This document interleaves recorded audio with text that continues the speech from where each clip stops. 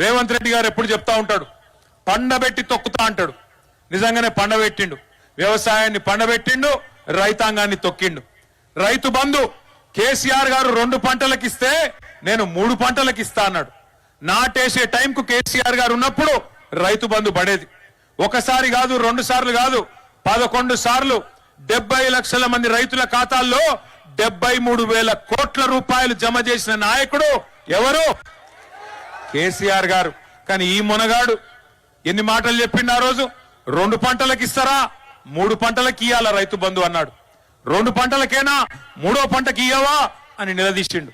10,000 15,000 ఇస్తా అన్నాడు. ముష్టేసినట్టు 10,000 ఇస్తావా, మా సోనియమ్మ మీద ఒట్టు 15,000 ఇస్తా అన్నాడు. మరి ఇలా సోనియమ్మ మీద ఒట్టేసినావు కదా, ఇచ్చినవా 15,000? వచ్చినాయా? భూ యజమానులకే ఇస్తున్నాడు ముఖ్యమంత్రి కేసీఆర్. నేను కౌలుదారులకు కూడా ఇస్తా అన్నాడు. పట్టించుకుంటున్నాడు మళ్ళీ ఇలా కౌలు రైతులను. రైతు కూలీలకు నెలకు 1000 రూపాయలు ఇస్తా అన్నాడు. రాహుల్ గాంధీ మీద ఒట్టన్నాడు. ఇస్తున్నాడా? పడుతున్నాయా రైతు కూలీలకు? ఆలోచించండి ఎన్ని అబద్ధాలు. కేసీఆర్ గారు